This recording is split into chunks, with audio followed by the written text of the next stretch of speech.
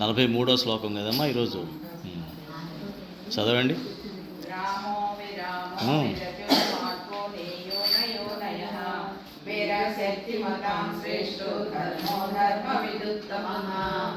అందరూ ఓపెన్ చేశారా? మళ్ళీ ఒకసారి అందరూ చదవండి.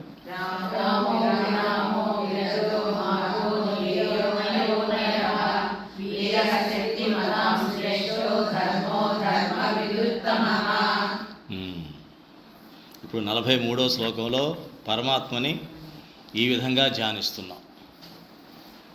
ధ్యానానికి ముందు మనం ఎటువంటి గుణంలో ఉండాలి? సత్వగుణంలో ఉండాలి.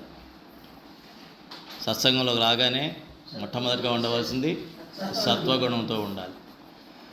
మన స్వస్వరూపంతో ఉండాలి. మన స్వస్వరూపం ఏమిటి? ఆత్మ. నేను నేను నేను అంటున్నది ఈ శరీరం కాదు, ఈ మనసు కాదు, ఈ బుద్ధి కాదు, ఆత్మని, జీవాత్మ. ఈ జీవాత్మకి భర్త లాంటి వాడు పరమాత్మ. పరమాత్మకి సేవ చేయడానికి ఈ జీవాత్మ ఎప్పుడు ఎదురు చూస్తూనే ఉండాలి. ఆ సేవ చేసే భాగ్యం కలిగినప్పుడు ఆనందంగా పరమానందంగా సేవ చేయాలి. అటువంటి భావనతో మనం సత్సంగంలో కూర్చోవాలి. ఆత్మకు సంబంధించిన విషయాలు మాత్రమే నేను. శరీరానికి కానీ మనసుకు కానీ అవన్నీ వచ్చి డిస్టర్బ్ చేస్తుంటే అవి నేను కాదు, నువ్వు గెస్ట్ కూడా కాదు, గెట్ అవుట్ అని చెప్పగలగాలి. నువ్వు కనీసం అతిథి కూడా కాదు మనసా, యూ ప్లీజ్ గెట్ అవుట్. ఈ 1 అవర్ కూడా నేను పరమాత్మ సేవలో ఉన్నాను, ఆయన్నే దర్శనంలోనే ఉన్నాను అన్న విధంగా మన మనసుని మన కంట్రోల్లో పెట్టుకోవాలి. అప్పుడే సత్వగుణం సాధ్యమవుతుంది. ఆ సత్వం గురించి, ఆ ఆత్మ జ్ఞానం గురించి ఈ శ్లోకంలో ఇప్పుడు చెప్పబడుతుంది. శ్రీరామ తెలియంది కాదు. రామ అంటే ఎవరు? శ్రీరాముడు. శ్రీరాముడే పరమాత్మ. ఇంకా అది ఎటువంటి సంశయం లేదు. శ్రీరాముడే పరమాత్మ అయితే పరమాత్మ ఈ భూమిపై అవతరించినప్పుడు ఏ రకంగా ప్రవర్తిస్తాడన్న విషయం మనం తెలుసుకోవాలి. అది రామాయణం ద్వారా మనం తెలుసుకుంటాం. పరమాత్మ భగవద్గీతలో చెప్పినట్లుగా పరిత్రాణాయ సాధూనా దుష్కృత అర్థాయ సంభవామి యుగే. అలాగే ఇంకోటి ఏంటి? ఇంకో శ్లోకం.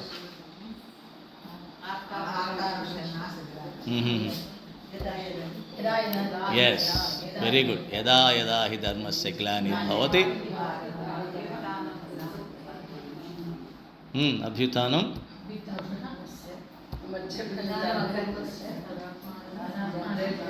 సుజామ్యహం. ఈ 2 శ్లోకాలు మర్చిపోవద్దమ్మా. ఈ 2 శ్లోకాలు మీరు గుర్తుపెట్టుకుంటే భగవంతుడి అవతారాన్ని గుర్తుకున్నట్లు లెక్క. ఈ రెండు శ్లోకాలను ఏమంటారంటే అవతార రహస్యాలు అంటారు. ఎవరన్నా భగవంతుడి భూమిపై ఎందుకు అవతరిస్తాడండి, పనిపాట లేదా అంటే ఈ 2 శ్లోకాలు చెప్పగలగాలి. ఎప్పుడు వస్తాడు, ఎలా వస్తాడు, ఎందుకు వస్తాడు, ఏం చేస్తాడు. ఈ 4 విషయాలు క్లారిటీ ఉంటే భగవంతుడి మహిమ మనకు తెలుస్తుంది. అప్పుడు మహిమ గల పనులు చేస్తాం, కానీ పనికిమాలిన పనులు చెయ్యం. అప్పుడు ఏది పనికిమాలిన పనో, ఏది మహిమతో కూడిన పనో మనకి తెలుస్తుంది. అంతే కదమ్మా. ఇప్పుడు రాజుగారు పని చెప్పారు, అది ముఖ్యమా? రాజుగారి దగ్గర ఉండే అటెండర్ ఉంటాడు, వాడేదో పని చెప్తాడు రాజుగారి దగ్గర ఉన్న దీనితో. ఆయన పర్సనల్ అసిస్టెంట్ అండి, నాకు పని చేసి పెట్టండి అని అడుగుతాడు.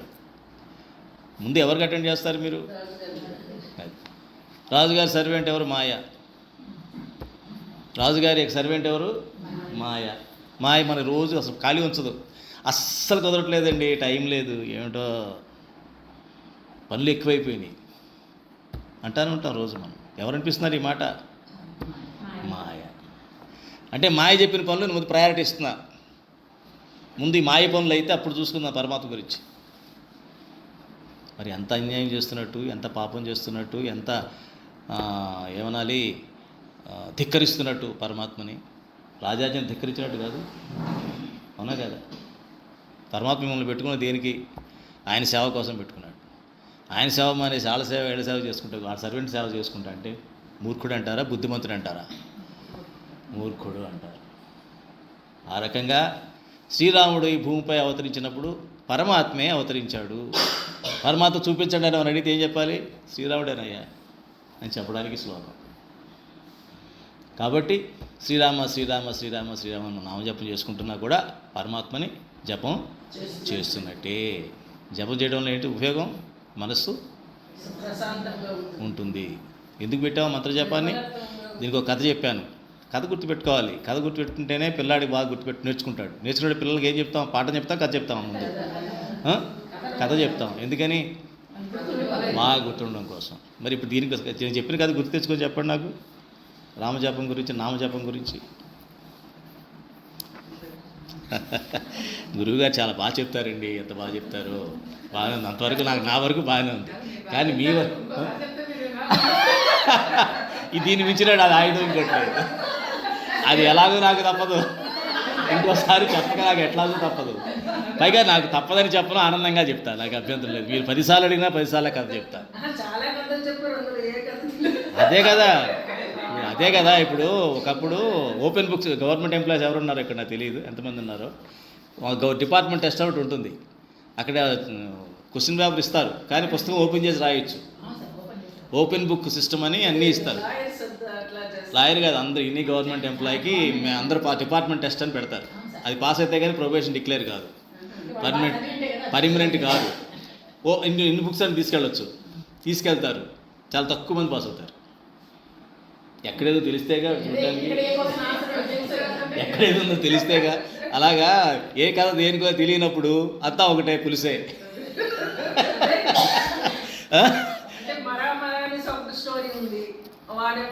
చెప్పలేకపోతుంటాడు కదా. తర్వాత నీకు రామాయణ రావట్లేదు, మరా అంటే రామాయణ వస్తుంది.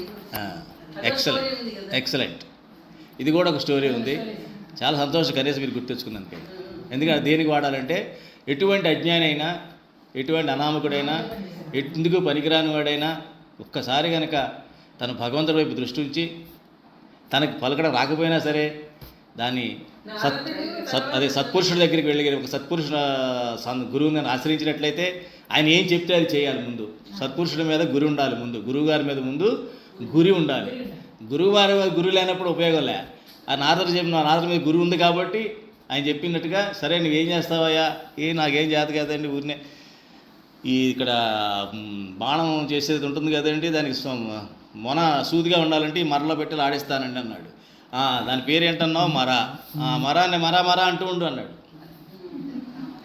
ఆ రామ అయిపోయింది. అంటే భగవంతుడు నామజపాన్ని అర్హత అన్నది లేదు. ఒకే ఒక అర్హత ఏమిటి? ఎవరినన్నా ఆశ్రయించాలి. ఎవరిని ఆశ్రయించాలి? గురువుని ఆశ్రయించాలి. సత్పురుష గురువుని ఆశ్రయించాలి. ఇక అప్పుడు మళ్ళీ బుద్ధిని ఒకసారి గురువుని ఆశ్రయించిన తర్వాత నా బుద్ధిని ఉపయోగించకూడదు. అవుతుందా మరాన్ని ఎప్పటి నుంచి అంటున్నాను, అయిందా అంటే ఇప్పుడు నుంచి వాడుతున్నాడుగా మరని. కొత్తగా చెప్పింది ఏముంది నాకు? ఆ మరా అనవాయా పదే అన్నాడు. అంతేగా మరి చాలాసార్లు అన్నాను మరా, ఏమొచ్చింది నాకంటే అయిపోయావు. నువ్వు గురువు మీద నీ గురి లేదు. మళ్ళీ మొదటికి అజ్ఞానం నెంబర్ 1 అయిపోతావు. నువ్వు జ్ఞానయ్యే అవకాశం కోల్పోయావు. జ్ఞానయ్యే అవకాశాన్ని కోల్పోయావు. అది ఇప్పుడు నేను చెప్తున్న మంత్రజపం ఎందుకు చేయాలి, మంత్రజపం ఎందుకు చేయాలి, ఇది ఎవరైనా అర్హత అన్నదానికి ఈ కథ పనిచేస్తుంది. కథను ఏ కథను ఎలా వాడుకోవాలో ఒకసారి గుర్తు తెచ్చుకోండి. అవి మళ్ళీ జ్ఞప్తి చేస్తున్నాను. ఆవిడ చెప్పినట్టుగా రామనామ జపాన్ని అర్హత లేదు, ఎవరన్నా చేయొచ్చు, ఎవరు చేసిన ఫలితం దక్కుతుంది అన్నదానికి ఈ కథ వాడుకోండి. ఇప్పుడు మంత్రజపం ఎందుకు చేయాలి, దానివల్ల ఎందుకు అసలు ఉపయోగం ఏమిటి, ఎందుకు చెప్తారు పెద్ద, ఎవరు చెప్పినా చెప్పమంటారు, భజన అంటారు, ఏమిటి అని అంటే ఈ మాయలో పడి మనం అన్ని పనుల్లో ఉంటాం. మాయ అన్నది ఒక దేంతో నడుస్తుంది? మాయ మనలో ఉన్న దేంతో కనెక్షన్ పెట్టుకుంటుంది? మనసుతో పెట్టుకుంటుంది. మనలో ఉన్న మనసు చంచలం చేసేసి దాని పని అది చేసుకుంటూ ఉంటుంది. సో ఈ మనసును చంచలం చేయకుండా ఉండాలి, దానికంటే మనసుకి ఏదో పని అప్పచెప్తూ ఉండాలంటే చెప్పాను ఒక కథ. ఏమిటి? ఒక దెయ్యాన్ని ఆయన ఒక బ్రాహ్మడు ఇంట్లో పనులు చేసుకోవడానికి పూజ చేస్తే ఒక దెయ్యాన్ని అప్పచెప్పాడు గురువుగారు. ఈ దెయ్యం వస్తుందయ్యా, దీని ఇష్టం, నువ్వు ఇలా అంటే చిటికలో పని చేసేస్తుంది, అలాంటిది ఇచ్చాను, నువ్వు బాధపడక్కల, ఏ పనైనా చెప్పు చేసేస్తుంది. అది అనేటప్పటికి అన్ని పనులు చెప్తున్నాడు, నిమిషంలో క్షణంలో చేసేస్తుంది, మళ్ళీ వచ్చేస్తుంది. అయితే ఒక కండిషన్, నన్ను కోరుకున్నా బాగానే, నేను వచ్చాను, నువ్వు పని చెప్పకపోతే నేను తినేస్తాను అంతే. మనం అంతే కదమ్మా, మనం కూడా అంతే కదా. మనసులో పని ఉన్నసేపు బాగానే ఉంటుంది. వంట చెయ్యి అందనుకో, వంట చేస్తారు, మనసు ఎట్టుకుపోదు ఆలోచన, అన్ని పనులు అయిపోయాయి. కూర్చోగానే ఏం చేస్తుంది మనసు? మనల్ని తినేస్తుంది. మనసు అనేది దెయ్యం ఏం చేస్తుంది? మనల్ని తింటుంది. మనలో చింత, విచారం, ఆశ, కోరిక, బాధ, ఏంటంటే పిచ్చ పిచ్చ ఫీలింగ్స్ అన్నీ వస్తూనే ఉంటాయి. అందుకే ఏమంటారు? ఖాళీ ఉండేది ఏంటమ్మా ఇంగ్లీష్లో స్వామి చెప్పండి. Idle man's brain is devil's workshop. Idle man's mind is devil's workshop. అంటే ఖాళీగా ఉండే మనిషి యొక్క బుర్ర దెయ్యాల వర్క్షాపు అని. అందులో దెయ్యాలు ఉంటాయి తప్ప దేవతలు ఉండరు. దాన్ని సత్సంగంలో పెట్టి మళ్ళీ కంట్రోల్ ఇస్తే తప్ప అది మారదు. దానికోసం ఏం చెప్పారంటే ఏంటని చెప్పాడు. మరి పరిగెట్టుకు వెళ్ళాడు గురువుగారి దగ్గరికి. గురువుగారు మీరు చెప్పింది బాగానే ఉంది, పనులు అవుతున్నాయి, అన్నీ బాగానే ఉంది, కానీ పని ఆగితే దాన్ని తినేస్తుంది, దీన్ని ఏం చేయాలి అన్నప్పుడు చెప్పాడు. దానికి పని అప్పు చెప్పడం కావాలి కదా. మీ ఇంటి ఎదురు పెద్ద పోలు ఉందా? కరెంటు పోలు ఉంది. కరెంట్లో ఏం లేదు, తీసేశారు. పైకి కిందకి దిగమని ఎక్కి దిగి దాని అదే పని. మళ్ళీ ఇంకో పని చెప్పేంత వరకు నువ్వేం చేయాలి? ఆ స్తంభాన్ని పట్టుకొని కింద నుంచి పైకి, పైనుంచి కిందకి చూడండి. ఆ స్తంభమే నామజపం. అదే నామం. ఆ నామం ఆ నామాన్ని అప్పచెప్పేయాలి దెయ్యానికి. ఎవరు మనసు అనే దెయ్యానికి ఇచ్చేసేసి నువ్వు ఈ పని మీద ఉండని చెప్పాలి. ఎంతమంది చేస్తున్నావు పని? వాట్సాప్, ఓటీటీ, లేకపోతే ఏదో ఒకటి ఉంటుంది. ఇలా చుట్టాలు ఎక్కడో ఊరు కూర్చున్నటువంటి వాడు ఏమో ఇలా ఉన్నారో ఏమిటో గుర్తొచ్చారు, సడన్గా గుర్తొచ్చారు. వారితో మాటలు. ఎంతమంది గురించి కాదు, నేను జనరల్గా చెప్తున్నా. నేను చెప్పేది జనరల్గా చెప్తున్నా. తగ్గాలి, అవి తగ్గాలి. అవి తగ్గితే మీలో శాంతి తెలుస్తుంది, లేకపోతే తెలియదు. సత్సంగమైనా ఒకటే, ఏ సంఘమైనా ఒకటే. అంతే కదమ్మా. డాక్టర్ గారు టానిక్ ఇచ్చారు, మనిషికి బలానికి ఇచ్చాడు, బలం రాదు. ఎక్కడొస్తుంది? ఆయన ఇచ్చిన బలాన్ని మళ్ళీ ఎక్కడ వాడుతున్నావు? బలం వచ్చింది కదా అని మళ్ళీ అదే వ్యసనాల్లో వాడుతున్నావు. బలం లేనప్పుడు తక్కువగా చేసినటువంటి పనులనే బలం రాగానే మళ్ళీ ఆ పనులకు వాడుతున్నావు. బలం వచ్చింది కదా అని మళ్ళీ ఆ పిచ్చ పనులు చేయమని కాదుగా. ఈ బలాన్ని ఉపయోగించుకొని మళ్ళీ బలహీనం కాకుండా నువ్వు చూసుకోమని బలం ఇచ్చాడు ఆయన. మళ్ళీ బలహీనది మళ్ళీ దానికి ఇస్తారులే అనుకుంటే అది మనం దానికి బానిస అయిపోయినట్టు లెక్క. అర్థమైందమ్మా? అది కాబట్టి నామజపంలో ఉన్నటువంటి ప్రాముఖ్యత ఏంటంటే మనం దాన్ని ఖాళీగా ఉన్నప్పుడు మనసుని దానికి తగిలించాలి. తగిలిస్తే ఏం చేస్తుందంటే అది చక్కగా మనసు మనం చెప్పిన మాట వింటుంది. మనం చెప్పకుండా వెళ్ళి స్తంభం ఎక్కేస్తుంది. అది పని చెప్పాము, అయిపోయింది, ఇంకా పని చెప్పట్లా వీడు. సో ఖాళీగా ఉన్నాను. ఖాళీగా ఉన్నప్పుడు నా పని ఏం చెప్పాడు ఆయన ఏ పని చెప్పినప్పుడు నేను ఖాళీగా ఉన్నప్పుడు నాకు పని చెప్పాడు. ఏంటా పని? ఆ స్తంభం పైన పైకి కిందకి ఆ నామం చెప్తే ఆ స్తంభం తిరగడమే. సార్ ఖాళీగా మనసు ఖాళీ అయింది, వెంటనే నా భగవంతుడు నామాన్ని దానికి అప్పు చెప్పా. సింపుల్గా లేదు ఎక్సర్సైజ్. కష్టంగా ఉంది ఇదేమన్నా? దీనికి ఏమన్నా ఎంటెక్, బీటెక్, లేదా పిహెచ్డీలు, లేకపోతే అలా అమెరికా కొలంబియా యూనివర్సిటీ స్టాండర్డ్ చదవాలా? అవసరంలా. భక్తి అంత ఈజీ ఇంకోటి ఏదీ లేదు. అందుకే ఎవరు చేయరు. ఈజీ అంటే అది కిక్ రాదు జనాలకి.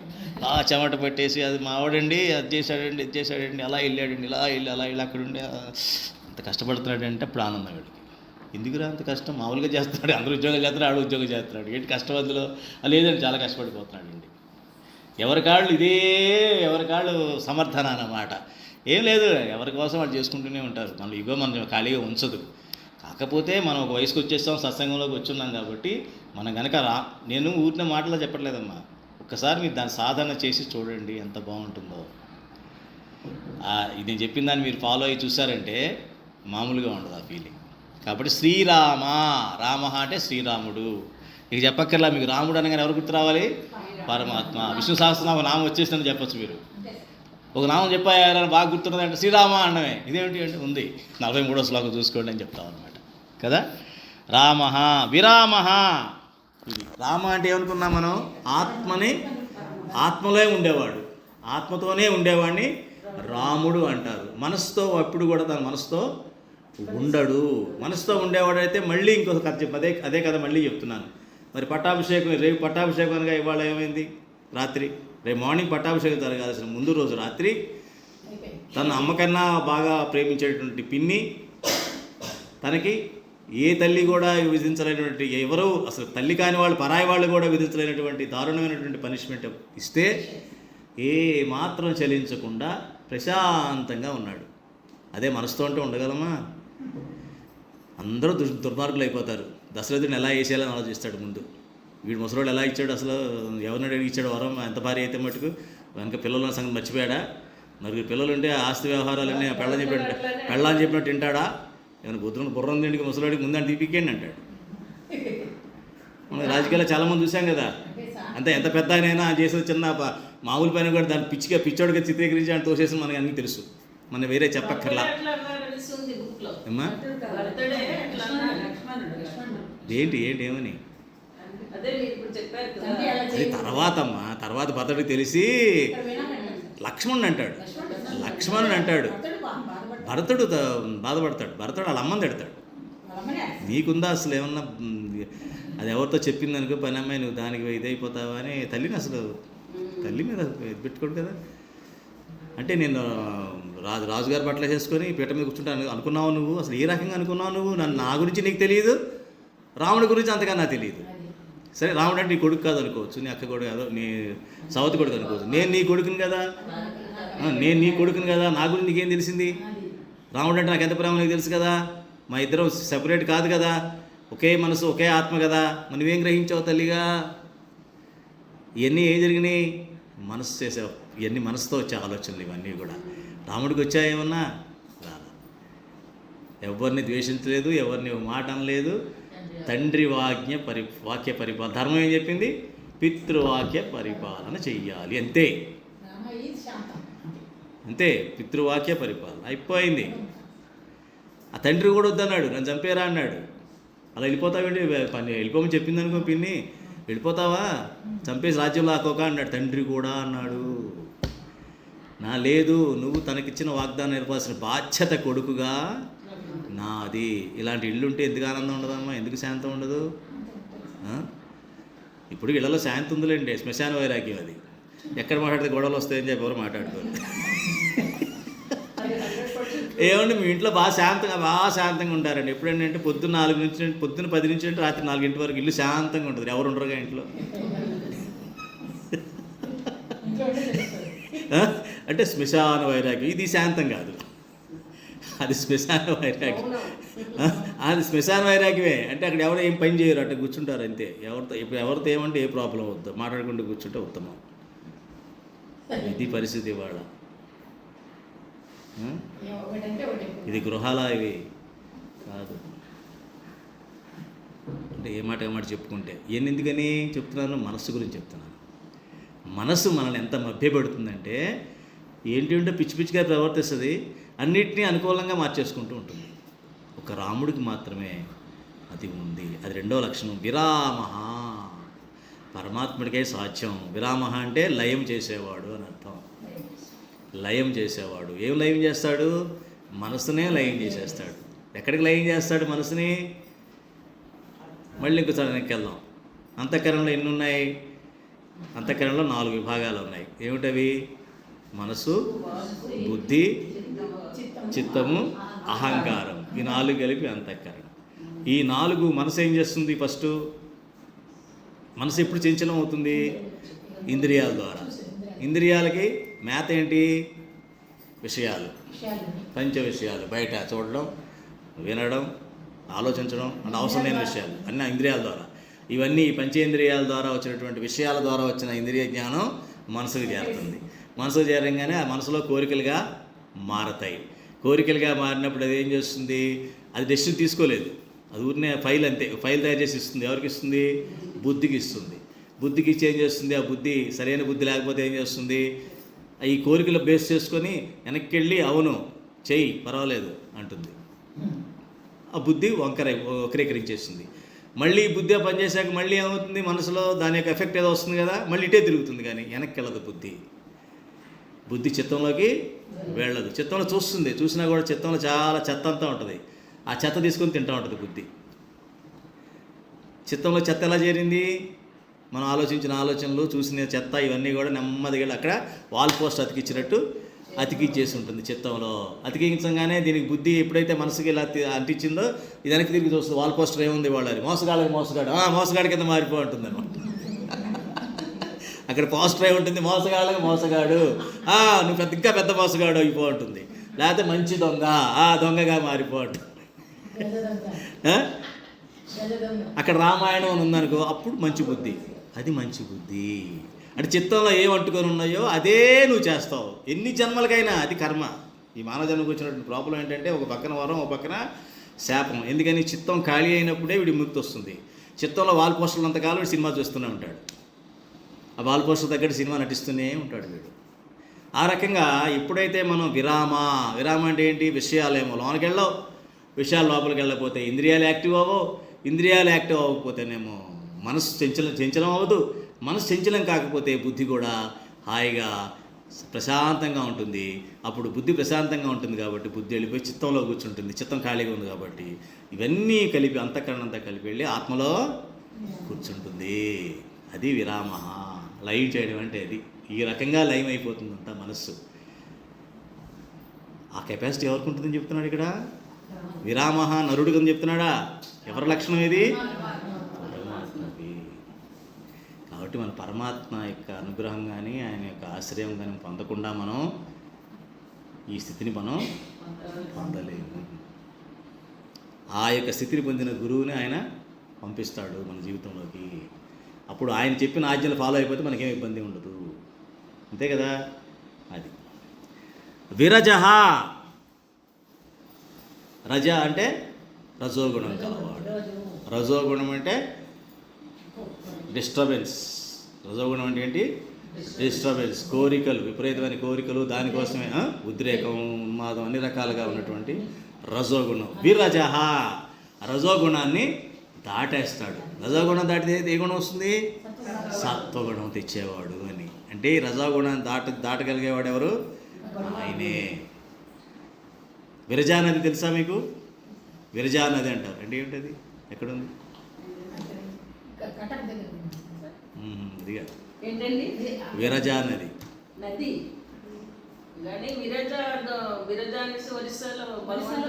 ఉంది, భగవంతుడు ఉన్నాడు. విరజా నది ఉంటుంది.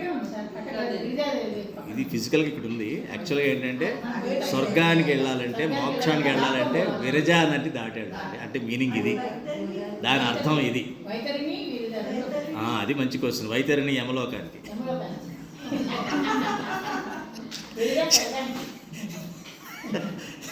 ఇది బాగా గుర్తుంది అందరికీ.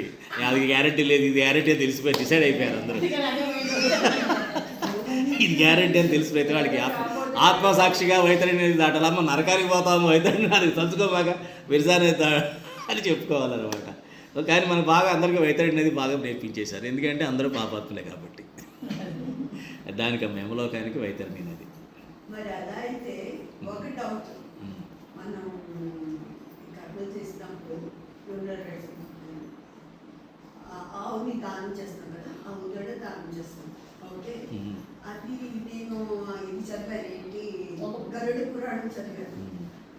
తోక పట్టుకొని 3 ప్రదక్షిణాలు పట్టుకొని చేయాలి. చేస్తే కనుక మన పోయిన మనిషిని ఈజీగా దాటించేస్తుంది.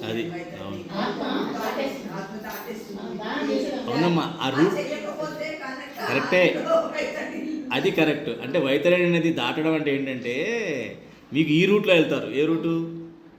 మన ధూమ మార్గంలోకి వెళ్ళే వాళ్ళకి. విరజా నది ఏంటంటే ముక్తి మార్గంలోకి వెళ్ళే వాళ్ళకి. విరజా నది ముక్తి మార్గంలోకి వెళ్ళే వాళ్ళకి. మిగతా వాళ్ళందరికీ ఈ రూటే. మీరు ఎలాగెళ్ళాలో దాటి వెళ్ళాల్సిందే. దానివల్ల ఆ పూజ వల్ల ఏం జరుగుతుంది అంటే ఇమ్మీడియట్గా దాటేస్తారు. యమలోకంలో ఎక్కువ కాలం ఉండకుండా నెక్స్ట్ దానికి వెళ్ళిపోతారు. అది ఒక్కరోజు వెళ్ళిపోతారు.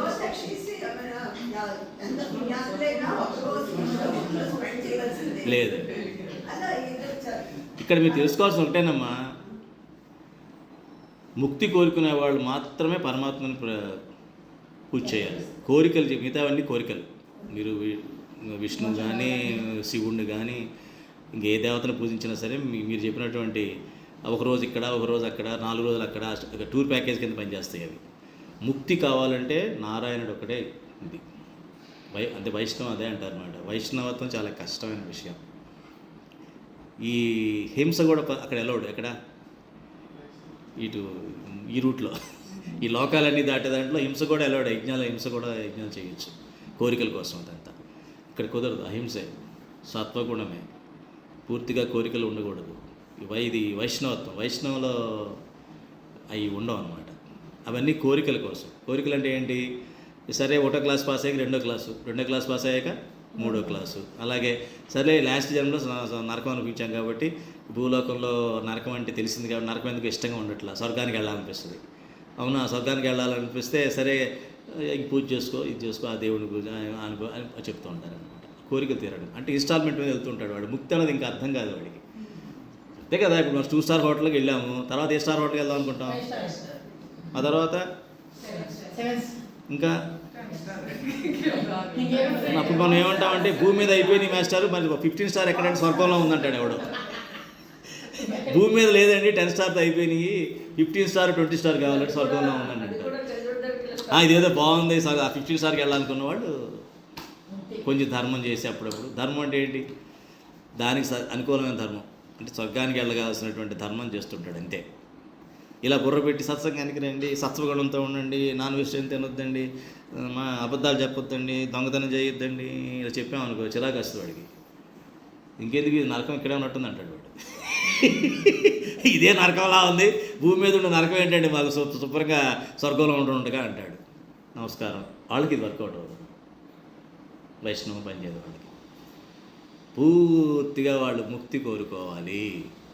ఎప్పుడైతే ముక్తి కోరుకుంటూ వైష్ణవంలో ఉంటారో వాళ్ళ వలన మన ముందు తరాలు తర్వాత తరాలు కూడా వైష్ణవ భక్తుడు ఒకడు ఉంటే ఆ యొక్క కుటుంబంలో సంస్కారవంతులు వస్తారు. వీళ్ళ వలన వాడు ఎక్కడైతే ఆగిపోయాడో అయితే తోక సరిగ్గా పట్టుకోలేదు, ఎక్కడ పడతాడు వాడు? వైతరే దగ్గర తోక సరిగ్గా పట్టుకోలేదు అనుకో తప్పని నరకంలో పడతాడు. అటు పడతాడు. ఆ ఇబ్బంది లేకుండా చూస్తాడు వంశ చరిత్రలో. అమ్మో మంచి భక్తుడు పుట్టాడండి వీళ్ళ వంశంలో, ఒక మంచి సంస్కారి పుట్టాడు అంటే మంచి ఆత్మ, ముక్తాత్మ ఒకటి వీళ్ళ వంశంలోకి వచ్చింది. ఆ యొక్క వెలుగుకి వీడు పడకుండా నెక్స్ట్ దానికి పడతాడు. అట్లా సంస్కారవంతుడి వలన ఉపయోగాలు ఉన్నాయి. అలా జరిగింది ప్రహ్లాదుడి వలన జరిగింది. మీరు గమనిస్తే జైత్య వంశంలో పుట్టిన ప్రహ్లాదుడు నారాయణ భక్తుడు అయ్యాడు కాబట్టి నారాయణ చివరికి అంటే ఏమంటాడు, హిరణ్యకశిపుడు వచ్చి రక్షిస్తే భయంకరమైన వేషం అలా వచ్చిన రక్షిస్తున్న నరసింహస్వామిగా నాకు ఈ రక్షణ ఎందుకు అంటాడు. నన్ను ఇబ్బంది పెట్టేవాడిని సంపాదించిన రక్షణ అక్కర్లా, నాకు రక్షణ కావాల్సింది మనసు అనేటువంటి పంచేంద్రియాల నుంచి, వీటి నుంచి నన్ను రక్షించాలి, నా ఆత్మను రక్షించాలి నువ్వు భగవంతుడా అని ఈ యొక్క దీన్ని బట్టి భగవంతుడు లక్షణాన్ని చెప్పుకున్నాడు. ఆ చెప్పుకోవడంలో ఏం జరిగింది? ఆయన విషయంలో ఎంత మంచి వాళ్ళు ఇచ్చారు. బలిచక్రవర్తి వచ్చాడు మనవాడు, ఆయనకి ఎంత పుణ్యాత్ముడు. అందుకని పురాణాలు చదువుతూ మన గృహస్థాశ్రమం కనుక మొదలు పెడితే చక్కని సంస్కారమైన వాళ్ళు మన కుటుంబంలోకి ఒక్కొక్క ఆత్మ వస్తూ ఉంటుందన్నమాట. అలా వస్తూ ఉంటేనే మనకి చివరికి శాంతి ముక్తి రెండూ కూడా. ఇంత ఉందమ్మా లోతుగా మనం ఆలోచించుకోవాల్సిన విషయాలు. వీటిని ఎవరు కూడా విపులంగా చెప్పరు.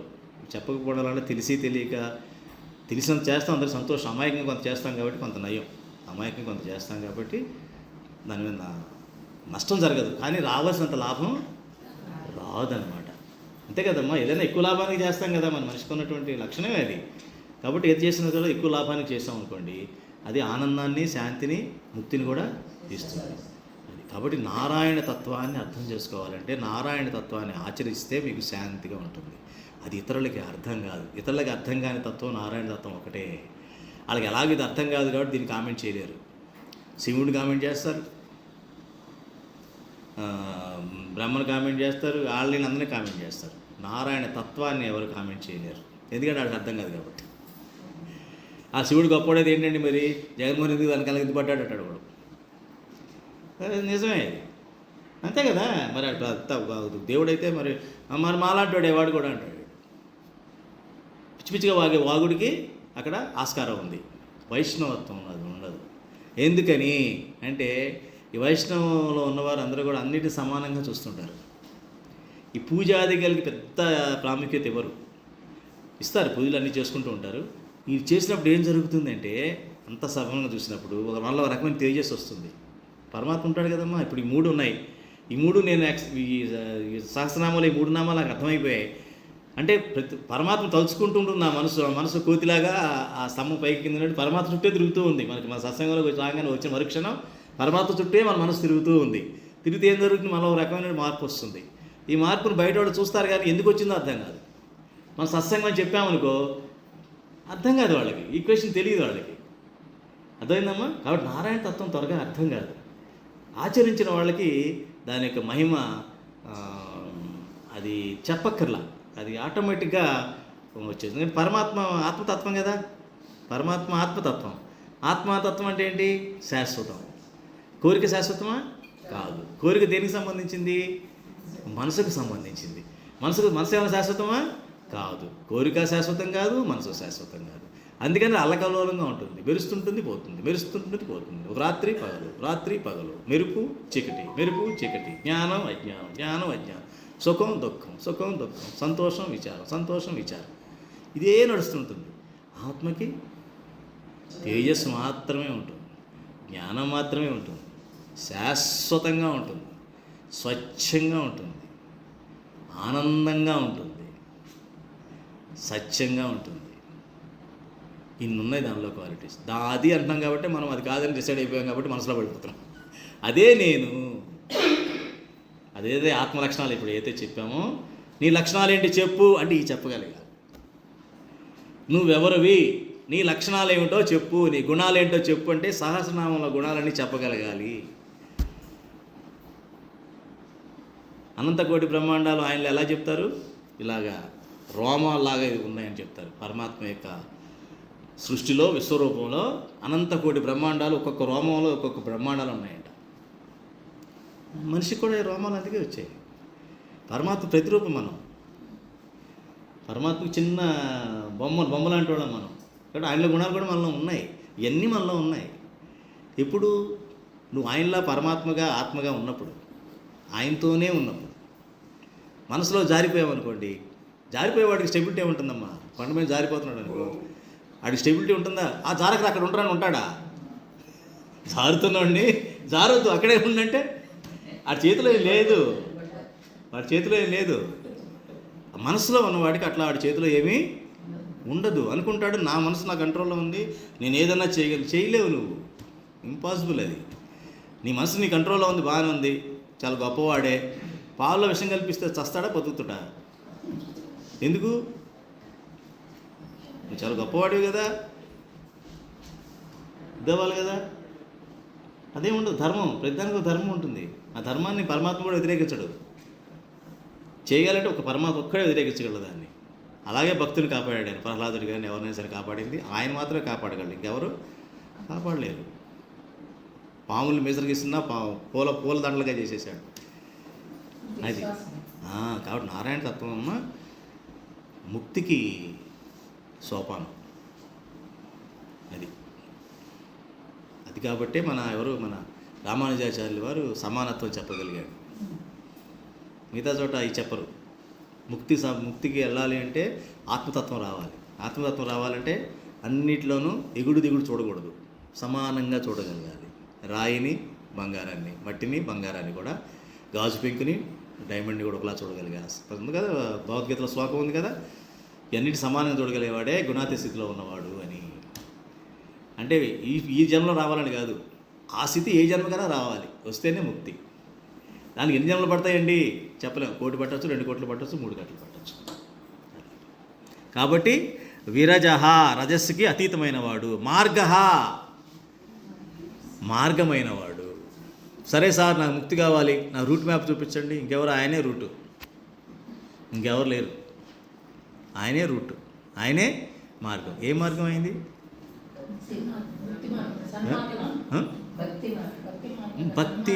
భక్తి మనసుకు సంబంధించింది. సత్య మార్గం. సత్యమే జయం, సత్యం ఒక్కటే మార్గం అయింది. ఎప్పటి వరకు నేను సత్యంగా ఉంటానో పరమాత్మ మార్గం అన్నట్టు లెక్క. మీరు చెప్పింది భక్తి మార్గం. భక్తి మార్గం ఊత అనమాట. దేనికి? నేను సత్య మార్గంలో వెళుతున్నప్పుడు నాకు ఏదైనా అడ్డొచ్చింది అనుకోండి, దాన్ని కొట్టడానికి. అంటే ఏంటి? నా అంతఃకరణ మలినం కాకుండా శుద్ధిగా, ఇప్పుడు శుద్ధిగా ఉండడం కోసం, అంతఃకరణ శుద్ధి కోసం భక్తి మార్గం. భక్తి మార్గం అనేది ఒక సాధన, సత్యం అనేది ఒక మార్గం. అర్థమైంది కదమ్మా? సత్య మార్గంలో మన జీవితాన్ని మనం గడపాలి అని ఒక నిర్ణయం తీసేసుకున్నాం అనుకోండి, అంత ఈజీ కాదు కదా. మనసు ఉంటుంది కదా, మనసు చూస్తారు, ఛాలెంజ్ చేస్తుంది అనమాట. మనసు అవి ఏడ్చాలి, నాలుగు ఏం చేసావు, ఈ సత్య మార్గంలో బాగాలేవాలే అంటది. అప్పుడు దాన్ని కర్ర పెట్టి కొట్టాలి. ఏ కర్ర? భక్తి మార్గం. భక్తి అనే సాధనతో కొడితే అది కామ్ అయిపోతుంది అనమాట. ఈ రకంగా మనం చేయాలి. గుర్తుపెట్టుకోండి, మార్గం సత్యం, సాధనం భక్తి మార్గం. మేయ అంటే నడిపేవాడు. మరి ఆ మార్గం నడిపించేవాడు ఎవరు? పరమాత్మే. అంటే అర్థం ఏమిటి? ఆ శక్తి ఇచ్చేవాడు కూడా పరమాత్మే. నేను సత్యంగా ఉన్నాను, నేను సత్యంగానే ఉంటాను, ఈ సత్య మార్గాన్ని అనుసరిస్తాను అని కనుక నిర్ణయం తీసుకున్నామంటే దానికి బలం ఇచ్చేది ఎవరు? పరమాత్మే. అలా ఉండేలా శక్తి ఇచ్చేది ఎవరు? పరమాత్మే. అడ్డంకులు తొలగించేది ఎవరు? పరమాత్మే. అది ఇట్లా మీరు అనుకోండి, మనకి ఏది బరువు అనిపించదు. అంతా మోసేవాడు పక్కన పనాడు మోస్తుంటే మనకేం బాధ అనిపిస్తుంది? అన్నా ఇంత పెద్ద వెయిట్ ఎలా మోస్తాడో, నేనే మోసేది, ఆడెవడికి ఇస్తాడే మోస్తాడు అంటాం కదా అక్కడ తీసుకెళ్తే. అదే రకంగా భారం అంతా ఇచ్చేయమంటున్నాడు కదా. అసలు ఎందుకు భారం ఫీల్ అవుతున్నా పిచ్చోళ్ళలాగా అంటున్నాడు. ట్రైన్ ఎక్కి ట్రక్ పెట్టి ఎత్తి పెట్టుకుంటే ఏమంటాడండి? ట్రైన్ ఎక్కావు, అదే వెళ్తావు, నేను ట్రక్ పెట్టి తెచ్చి ట్రక్ పెట్టి ఎత్తి పెట్టి కూర్చుంటే దాంట్లో అది మూర్ఖుడు అంటారు. ఇప్పుడు అదే పరిస్థితి. అది స్టోరీ. జీవితం కూడా అట్టాగే ఉంది. ఏదో నువ్వేం మొయ్యలో నీ వల్ల కాదు. అందుకే పరమహంస మహారాజ్ ఏం చెప్పాను, అప్పడం కూడా నలపలేను అని చెప్పాడు ఆయన. ఇన్ని నక్షత్రములు, ఇది ప్రపంచం అంతా, ఇది బ్రహ్మాండమైన మందిరాలు కట్టారు స్వామి, మీ వల్ల సాధ్యమైందని అందరూ కూడా విలేకరులు వాళ్ళు ఉంటారు కదా, బాగా ఇంటర్వ్యూ చేసేవాళ్ళు అందరూ అంటుంటే ఆయన ఒక్కసారి కళ్ళం నీళ్ళు పెట్టుకొని, నాది కాదయ్యా, నా శక్తి ఎంత అనుకుంటున్నావు, అప్పడం తీసుకొచ్చి నువ్వు పెట్టి నేను ఇలా నలపలం కూడా ఆ శక్తి కూడా నాది కాదన్నాడు. అది ఉండాలి యాటిట్యూడ్. అంత భగవంతుడు చేయిస్తాడు, నేను కాదు. ఆయన శక్తి లేనిదే ఏది జరగదు. అంతే. నాది అనుకున్నా పడిపోయినట్టు లెక్క. మనం నాది అంటే సూసైడ్ బాంబు పట్టుకొని పెళ్లి చేసుకున్నట్టే. మళ్ళీ మనం ఆత్మహత్య దళం అంటారు చూసారా, వాడు బాంబు కట్టేసి చచ్చిపోతుంటాడు. ఈ మధ్య బయట జరుగుతున్నాయి చాలా వరకు కూడా. ఆ రకంగా చేసుకున్నట్టు లెక్క. నాది అనుకున్నట్టే బాంబు పెట్టేసుకున్నా, అయిపోయింది ఆ పని. ఇక ముక్తికెళ్ళే దారి పోయినట్టే లెక్క. అది అట్లా ఆ రకంగా మనం ఎప్పుడైతే అంటే ప్రతిక్షణం ఇలా అనుకున్నట్లయితే మనం అలాగా చేరగలుగుతాం.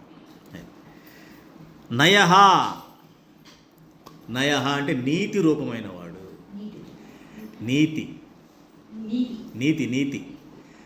నీతికి రూపమైన వాడు అంటే మనం నీతిగా ఉన్నాడు అర్థం ఏంటి? భగవంతుడితో ఉన్నట్టే అర్థం. అవినీతిగా ఉన్నామంటే ఇంకా భగవంతుడికి అటుంటే మరి ఇటు వెళ్తున్నట్టు లెక్క. మ్యాప్, వేరే మ్యాప్ తీసుకున్నట్టు లెక్క. ఇప్పుడు పొరపాటున మీరు అమెరికా వెళ్ళారమ్మా, అమెరికాలో వేరే వాషింగ్టన్ స్టేట్కి వెళ్ళారు, కొత్తగా వెళ్ళారు. సరే ఊరంతా చూద్దాం అనుకుని మ్యాప్ అడిగారు. ఆడేమన్నా ఆడు ఇచ్చాడు, తీసుకున్నారు, వెళ్తున్నారు. ఎక్కడ ఒకటి మ్యాచ్ అవ్వట్లా. ఎవడో మ్యాచ్ అవ్వట్లేదని చూసుకుంటే అర్థం కాల. తీరా చూస్తే వాడు ఇచ్చింది వాషింగ్టన్ మ్యాప్ కాదు, ఇంకో స్టేట్ మ్యాప్ ఇచ్చాడు. కానీ దానిపైన ఏం రాస్తుంది? పొరపాటున వాషింగ్టన్ రాస్తుంది. మనం వెళ్ళే రూట్ కూడా అంతే. అది ఎలాగా అంటే గురువుని ఆశ్రయించకుండా నాకు నేను వెళ్ళానంటే అలాగే ఉంటుంది. ఎవరి కాళ్ళు ఏదో చెప్పారులే, ఆ గుడికి వెళ్తే అయిపోద్ది, పూజ చేస్తే అయిపోద్ది అనుకుంటూ అలా వెళ్ళిపోతూ వెళ్ళారంటే మటుకు ఆ మ్యాప్ రాంగ్ మ్యాపే. మనం అనుకున్నది అందదు, ఎప్పటికి వెళ్ళినా అందదు, ఎంత వయసు వచ్చినా అందదు, ఎంత సాధన చేస్తున్నా అందదని ఎలా తెలుస్తుంది? లోపల శాంతి ఉండాలి. శాంతి అంటే అర్థం ఏంటి? ఎటువంటి కట్టు పరిస్థితులు వచ్చినా, ఎంతమంది మధ్యలో ఉన్నా, ఎలా ఉన్నా నేను అలాగే ఉంటాను. అది అర్థం అన్నమాట. అప్పుడు కరెక్ట్గా ఉన్నట్లు లెక్క మ్యాప్లో. లేదు అన్నామంటే ఎక్కడికి వెళ్ళినప్పుడే బాగుంటుంది, ఇక్కడ మర్చి మళ్ళీ మామూలుగా ఉంటుంది, మళ్ళీ వెళ్ళిపోవాలనిపిస్తుంది అంటే రాంగ్ మ్యాప్ తీసుకొని మనం వెళ్తున్నామని అర్థం. ఇంకా రాంగ్ మ్యాప్ అలవాటు పడిపోయాను నేను. సరే ఏదైతే ఏముందో ఇది కూడా ఇక్కడ నేల ఉంది, ఇక్కడ నీళ్ళు ఉన్నాయి, ఇక్కడ భూమి ఉంది, ఇక్కడ టెంట్ వేసేస్తారు, ఇక్కడ ఉండిపోతారు అనుకోవచ్చు, అది నష్టమే లేదు. కానీ వెళ్ళాల్సిన గమ్యం అయితే చేరుకో. ఏముందని గంగానది పక్కనే ఉండాలంటే ఇక్కడ మూసీనది పక్కన ఉంటాం, ఏది నీళ్ళేగా, ఓకే ఉండు, ఎవడుతున్నాడు. అలా జీవితం కూడా అలా సెటిల్ అయిపోతూ ఉంటుంది. ఎందుకంటే అలాగే మనకు ఓపిక ఉండదు. నా అనుకుంటున్నాను, నువ్వు ఎంత అనుకున్నా నీ శరీరం దాని పైన చేసుకుపోతుంది, అది నీరసం అయిపోతుంది, దానికి ముసలిది అయిపోతుంది, దానికి శక్తి ఉండదు. నువ్వు ఎన్ని అనుకున్నా అదేమి నీకు సహకరించే పొజిషన్లో శరీరం అయితే ఉండదు. కాబట్టి ఎక్కడుంటే అక్కడ సెటిల్. నెక్స్ట్ జన్మ బెటర్ లక్. శ్రీలత గారు లేరు ఉంటే ఆవిడ అడ్నే పలికేవాడు. అదే శ్రీలత గారు, అదే ఆవిడ లేరండి, ఆవిడ ఉంటే అన్నీ చెప్పేస్తుంది ఆవిడ. నెక్స్ట్ జన్మ అనగానే బెటర్ లక్ అలా అయిపోతుందమ్మా. అది నయహ అంటే నీతి రూపమైన వాడు, అనయహ నీతికి అతీతమైన వాడు. ఇదేమిటి నీతి అయిన వాడని చెప్పారు, బాగుందండి. ఇప్పుడు సొల్లది గారు అడుగుతారు, ఏమిటి నీతిగా అన్నారు, ఇప్పుడు మళ్ళీ ఏమిటి నీతికి అతీతం, మళ్ళీ నీతిగా కాదంటారు ఏమిటి. నీతికి అతీతమైన వాడు, నీతి కానివాడు కాదు, అతీతమైన వాడు. అంటే ఇంకా నీతి కూడా అవసరం లేనివాడు. అదేంటి పరిస్థితి అంటే అదే చెప్తారు మన చాలామంది గురువులు చెప్పే కథ కూడా ఇదే. మీ ముళ్ళు గుచ్చుకుంది అనుకోండి కాలికి, ఇంకో ముళ్ళు తీసుకొచ్చి ఆ ముళ్ళును తీసి 2 ముళ్ళులు కూడా ఈ ముళ్ళు తీసాక జైలు పెట్టుకుంటాం ఏంటి దాన్ని. కాబట్టి ఆ అవినీతిని పోగొట్టడానికి నేను నీతిగా ఉండు, తీయి. ఆ తర్వాత 2 ముళ్ళు తీసుకెళ్ళి అక్కడ పడే. నేను చాలా నీతిమంతుడని మళ్ళీ ప్రచారం చేయమాక. వీరందరూ అవినీతి పరులు, నేను చాలా నీతి పరుని మడుతూ అది వద్దు. మళ్ళీ నేను వచ్చేసింది అక్కడ, మళ్ళీ నేను నువ్వు వచ్చిందంటే మళ్ళీ నువ్వు జారిపోతున్నావు. అది పరమాత్మ తత్వం, ఇది వైష్ణవ తత్వం, అది విష్ణు సహస్రనామం. ప్రతిది ఉందమ్మా ఇందులో. విష్ణు సహస్రనామం నిజంగా సరిగ్గా అర్థం చేసుకుంటే పరమాత్మ మీరు వదలమన్నా పరమాత్మ మిమ్మల్ని వదలడు. ఎందుకంటే ఆ పరమాత్మ మీరు ఒకటి అయిపోతారు, విడదీయడం కష్టం.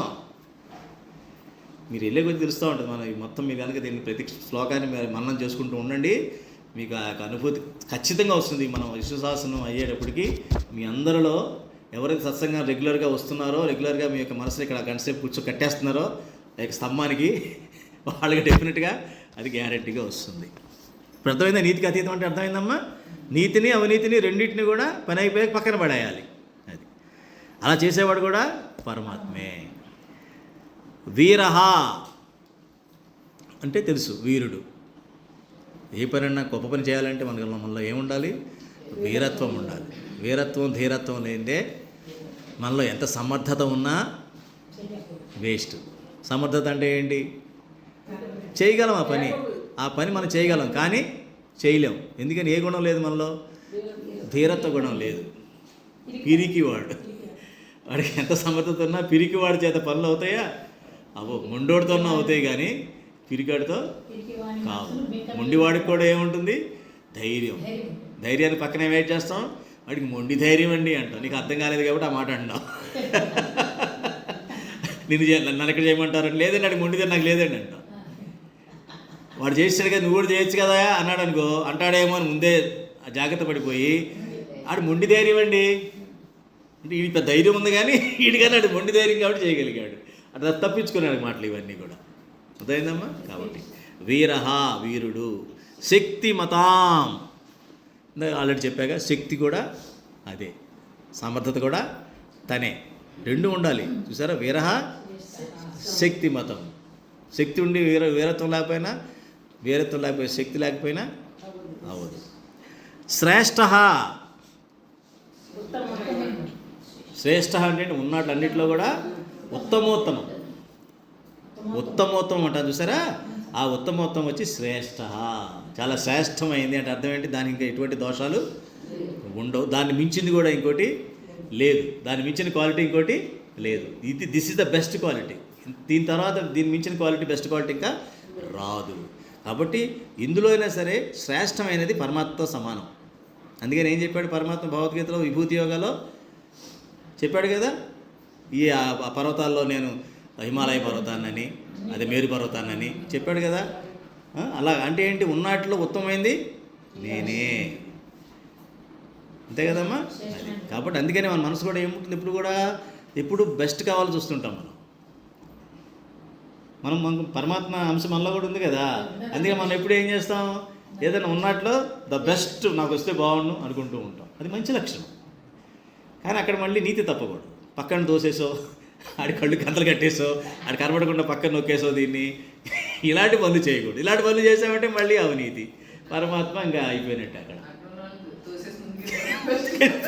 లాగేసుకొని వాడు పరమాత్మ ఇంకా అదే అయితే నువ్వు కరెక్ట్, నీకు శ్రేష్టత్వం కోరుకుంటున్నా, మంచిదే, అది భగవంతుడి లక్షణమే. కానీ ఆ ముందు నీతి పోయిందే, నయహా పోయింది, వీరహా పోయింది, అన్నీ పోయినాయి.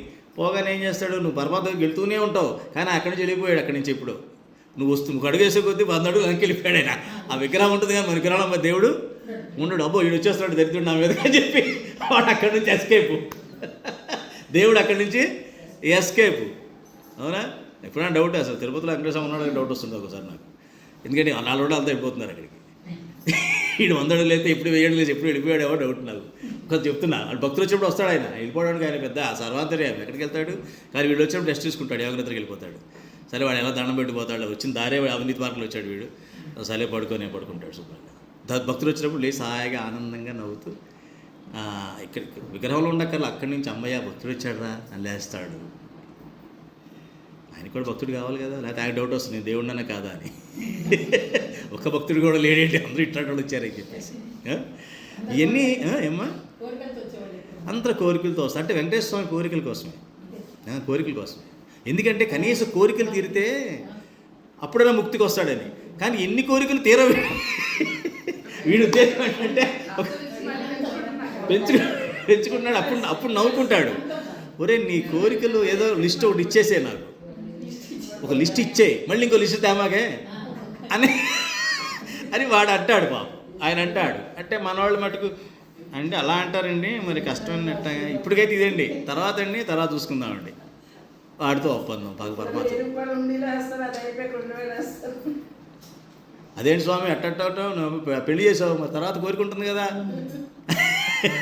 నిన్ను ఎవడు చెప్పన్నాడు పుట్టాలి, మళ్ళీ అవన్నీ చాలా ఉంటాయి మళ్ళీ. అది ఉందమ్మా, ఇంకా ఉంది, నడుస్తూనే ఉంది. అది అలా రకరకాలుగా ఉంటారు. ఈ రకంగా కోరికలు మనం పెంచుకుంటున్నాం. వెంకటేశ్వర స్వామి ఉన్నదే ఈ కోరికలు ఉన్న వాళ్ళు కూడా తరింప చేయడం కోసం అవతారం. అది వెంకట అంటే ఏంటి, పాపాలు. వెంకటాలకి ఈశ్వరుడు, ఈ పాపాలకి ఈశ్వరుడు ఆయన. పాపాలను తరింప చేయాలంటే ఆయనే. అందుకే బ్లాక్ విగ్రహం అదంతా.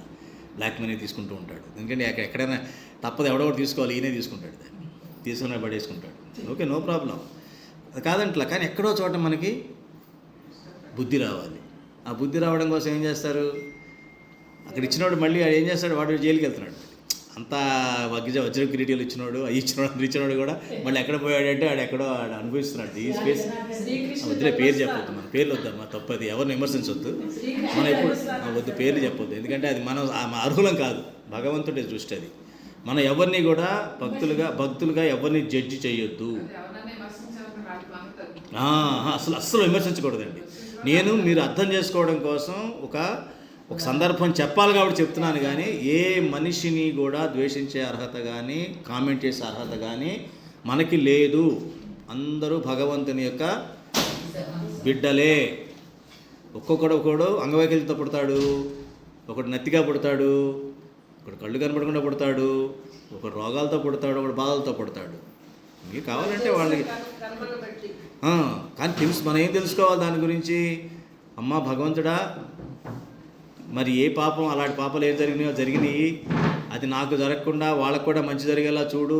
కనీసం ఈ జన్మకాలం అయిపోయింది, నెక్స్ట్ జన్మకన్నా వాళ్ళని అది ఈ జన్మలోనే బాగు చేయి, వీలుంటే అని చెప్పి మనం వాళ్ళ తరపున ప్రార్థన చేయాలి. కానీ వాళ్ళని ఎవరిని ఎప్పుడు కూడా పేరు పెట్టి ఎవరిని కామెంట్ చేయకూడదు. అది వైష్ణవతత్వం కాదు. ఎటువంటి వాళ్ళైనా సరే మనం కామెంట్ చేయకూడదు.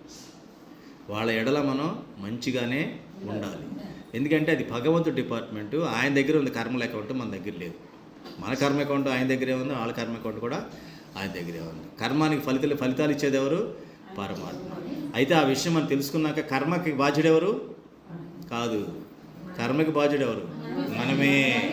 అందుకని ఒళ్ళు దగ్గర పెట్టుకొని నా కర్మని నేను జాగ్రత్తగా చేసుకోవడం వరకే నాకున్న స్వాతంత్రం. కర్మ ఫలితాన్ని ఇచ్చేది ఎవరు? ఆయన. అంతే కదా, టీచర్ గారు మార్కులు వేస్తారు, నేను వేసుకుంటానా? ఆన్సర్ పేపర్ రాసేది నేనే, అంతవరకు నేను బాధ్యుడిని. కానీ మార్కులు ఇచ్చేది మనం వేసుకుని అందరూ 100 వేసుకుంటాం. ఇప్పుడు అందరూ 100 వేసుకోబట్టే కదా ఈ బాధలన్నీ కూడా. అందరూ ఎవరికైనా 100 వేసేసుకుంటున్నారు. అర్థమైందమ్మా? కాబట్టి వైష్ణవతత్వంలో మనం ఎవరిని ఏమి పేరు పెట్టాలి. ఎందుకు సందర్భం చెప్తున్నానంటే, అంత ఇచ్చిన కొంతమంది ఏమంటారంటే భగవంతుడికి ఇచ్చేస్తే అయిపోద్దండి. అవ్వదు. దానికోసం చెప్తున్నా నేను. ఆయన అంత పిచ్చోడిని చేయొద్దు పరమాత్మని. పరమాత్మ నీ కర్మకి నువ్వే బాధ్యుడు, నాకేం అంటదని చెప్తున్నాడు. మరి ఎందుకు కోరి, మరి పాపాలకు ఆయన ఎందుకు ఈశ్వరుడు అంటే, పాపాల్లో కొంత భాగం ఆయన తీసేసుకుంటున్నాడు. ఆ తర్వాత నువ్వేం చేయాలి? పశ్చాత్తాపడాలి. పశ్చాత్తాపడి ఏం చేయాలి? నా యొక్క నడవడికని మార్చుకోవాలి. అప్పుడు మొత్తం రైట్ ఆఫ్ అయిపోద్ది. మొత్తం రైట్ ఆఫ్ అయిపోద్ది. కొంచెం కూడా మిగలదు అనమాట. సంచిత కర్మలన్నీ కూడా భస్మం అయిపోతాయి. సంచిత కర్మల కోసం ఎన్ని చంపేస్తారు మనం కదా? సంచిత కర్మ అంటే తెలుసు కదా, పెద్ద గొడవను. ఆ గొడవ ఉన్నది ప్రారంభ కర్మ అంటే ఒక సంచి తీసుకొని గొడవలో తెచ్చుకొని ఇంట్లో చిన్నప్పుడు వాడుకునే వాళ్ళం కదా అట్లాగా. వరి పురులు వేసి విలేజ్లో మళ్ళీ కొంచెం తెచ్చుకొని వాడుకొని మళ్ళీ తీసుకున్నాం. అలా సంచిత కర్మ అది. అవసరం తెచ్చుకుంటాం. జన్మ కొన్ని తెచ్చుకో, ఈ జన్మకి ఇది అయిపోయినాయి, మళ్ళీ జన్మకి ఎప్పటి వరకు? అవన్నీ పోవాలంటే మనకి సంచితో తెచ్చుకున్నా కూడా సంచిత కర్మ. అవన్నీ అలా ఉన్నాయి. కాబట్టి ఏం జరిగింది? అన్నీ పోవాలంటే పరమాత్మని ఆశ్రయించినట్లయితే ఆయన ఒకసారి అగ్గిపుల్లట్టు ఇచ్చేస్తాడు. నువ్వు సంచిత కర్మ, ఇంకా వీడు నావాడు అంటాడు. దానికి కలియుగంలో వెంకటేశ్వర స్వామిని తీసుకురావడం జరిగిందనమాట. ఆయన అవతారాలు ఇక్కడికి వచ్చి, మీకైనా పాపాలు ఉంటే కంగారు పడమాకండి, నాకు నరకమేకైతే అని అనుకోవద్దు, నన్ను శరణితో వచ్చండి, ఆ తర్వాత మీ నడవడిక మార్చుకో. అయిపోయింది, అది అయిపోయింది. ఇక్కడ అయిపోయింది లిస్టు. ఆ లిస్ట్ అంతా అప్పు చెప్పేది. పాపాలు లిస్ట్ అది తీసుకురా, ఇక్కడ పడే ఉండిలో రాసేయి. ఇన్ని అయిపోయినాయి పాపాలు, నీకు అప్పు చెప్పాను స్వామి, నువ్వే వెంకటేశ్వరుడు అని చెప్పారు, నా పాపాలకి నువ్వే చేసుకోవాలి. ఇక నుంచి నువ్వు చెప్పినట్టు నేను నడుస్తా, అని మనం ఆయన శరణాగతి పొందితే అది దానికోసం ఆయన ఉన్నాడు. అంతేగాని మళ్ళీ ఫస్ట్ ఇన్స్టాల్మెంట్ పాపాలు అయిపోయినాయి స్వామి, నెక్స్ట్ రెడీ చేసి వస్తాను,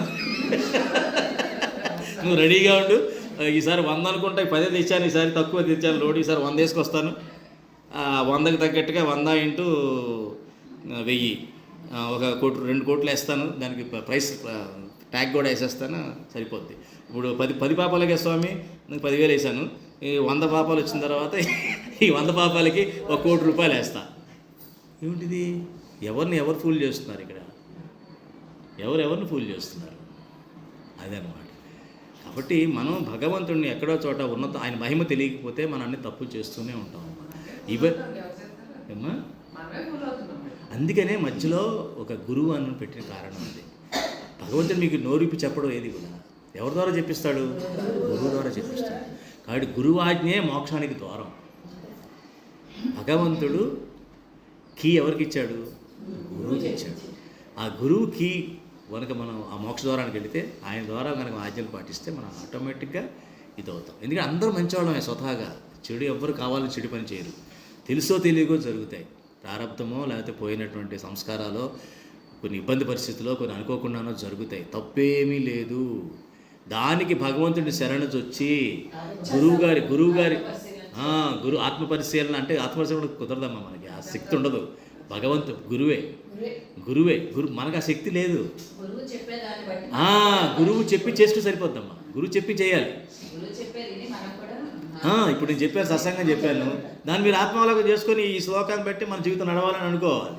శ్రీరామతో మొదలు పెట్టాం, ఇంకొంచెం ఎండ్ అయిపోతుంది, ధర్మంతో ఎండ్ అవుతుంది, ఈ ధర్మంతో ఎండ్ అవుతుంది. అక్కడి వరకు ఉన్న శ్లోకాన్ని పట్టుకోవాలి. ఈ యొక్క అర్థం కాకపోతే మళ్ళీ మీకోసం రికార్డ్ కూడా చేస్తున్నానో లేదో తెలియదు. మరి రికార్డ్ చేస్తే కదా లేదనుకుంటాం మనం. అవుతుంది. మరి విన్నారనుకోండి, కొంచెం ఇంకో బలపడుతుంది. ఒకసారి శ్రవణం చేసి సరిపోదు కదా, ఇంకో 2-3 సార్లు విన్నట్లయితే ఇట్లా అనమాట. అంటే కొన్ని మధ్యలో చెప్పాను కూడా, మనం ఎక్కడ పొరపడతామో ఆ పొరపాటుని ఎలా తప్పించుకోవాలని కోసం కొన్ని సందర్భాలు మీకు చెప్తూ ఉంటాను. అంతే. ఇప్పుడు పాపం అని దీనికోసం ఇంత అమౌంట్ అని అది కూడా అండర్లైన్ చేయకూడదు. అంటే ఇలా జరుగుతున్నాయి అని చెప్పడం కోసం, అంతేగాని అలాగే అని అనుకోవద్దు. అందరూ అలా ఎందుకుంటారు? భక్తులు కూడా అంటారు, చక్కగా ప్రశాంతంగా ఆనందంగా వెళ్ళి ఆ దైవ దర్శనం చేసుకున్న తర్వాత ప్రశాంతంగా ఆనందంగా బయటకు వస్తారు. ఒక రకమైన శాంతిగా బయటకు వస్తున్నాం. ఎందుకని? వాళ్ళు భక్తులు. ముడుపులు కట్టుకొని తినక నానా ఇబ్బంది పడి భగవంతుడు దర్శనం చేసుకోగానే బయటకు వచ్చి ఎవరెస్ట్ పర్వతం ఎక్కిన వాడికి కూడా అంత ఆనందం ఉండదు. ఒలింపిక్స్లో ఫస్ట్ అవార్డు వచ్చినట్టు కూడా అంత ఆనందం ఉండదు. అది భక్తుడి యొక్క గొప్పతనం. భక్తుడికే సాధ్యం. పరమాత్మను ఆశ్రయించిన భక్తుడు మాత్రమే అది సాధ్యం. అలా కాకుండా మెకానికల్గా ఏదో వెళ్ళి అటెండెన్స్ చేయించుకొని వచ్చేయడం, వాళ్ళకి అంత ఆనందం రాదు. ఏదో తృప్తి ఉంటుంది. వెళ్ళాను, ఈ సంవత్సరం వెళ్ళానండి, వెంకటేశ్వరం చూసానండి, అదో తృప్తి అంతే. ఆ తృప్తి వాడికున్న ఆనందం వీడికి ఉంటుంది. కష్టపడి ఒకప్పుడు ముడుపు కట్టి మళ్ళీ గుడి నుంచి వచ్చేంత వరకు ఏమి తినేవాళ్ళు కాదు. గుడికి వచ్చి ఇక్కడ ఇంటికి వచ్చి ఇక్కడ పూజ చేసుకొని అందరికీ కొంచెం భోజనాలు అవి పెట్టి లేకపోతే ప్రసాదం పెట్టి అప్పుడు రెగ్యులర్ కార్యక్రమం మొదలు పెట్టేవాడు. అప్పటి వరకు గడ్డాలైనా మీసాలైనా పెంచేయడమే. ఆ రకంగానే యాత్ర అంటే తీర్థయాత్ర అంటే ఆ రకంగా ఉండేది ఆ రోజుల్లో.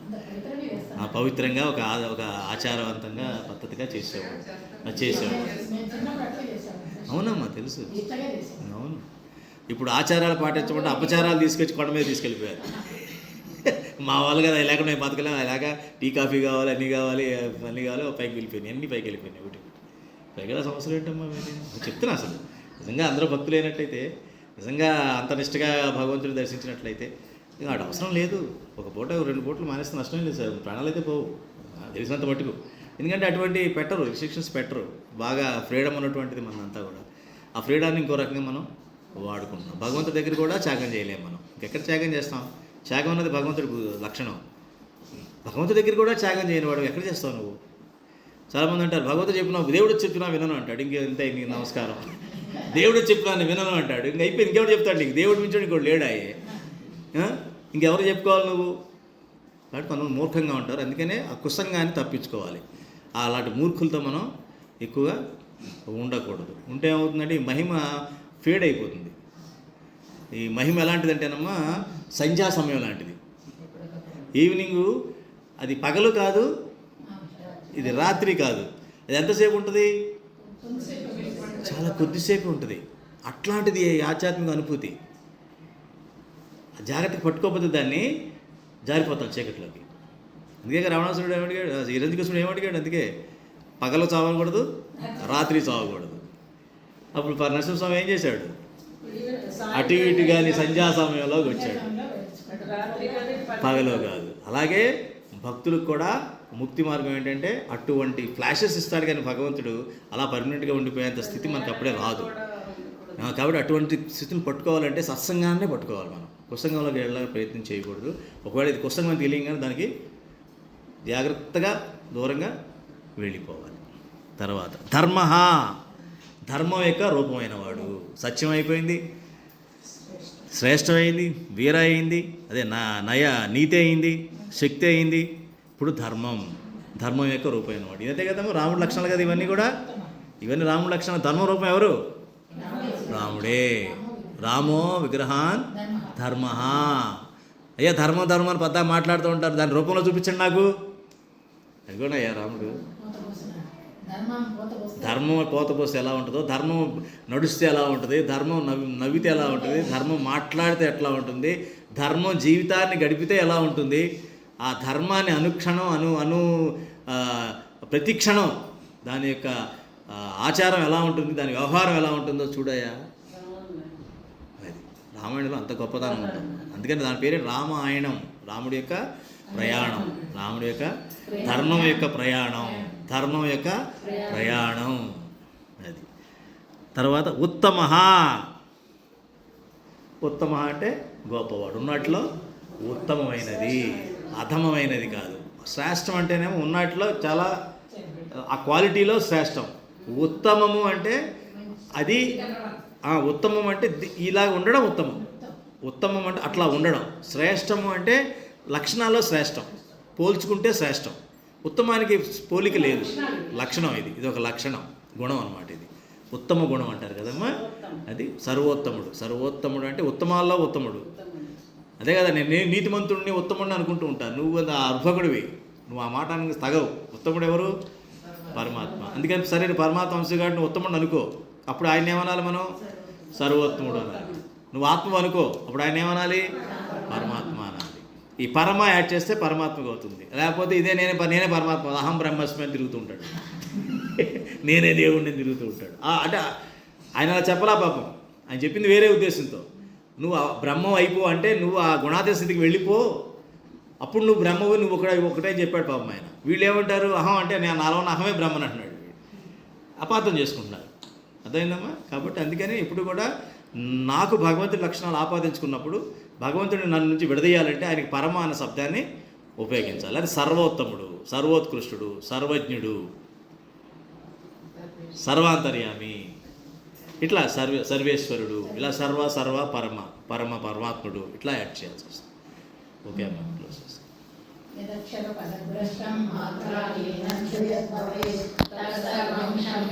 దేవా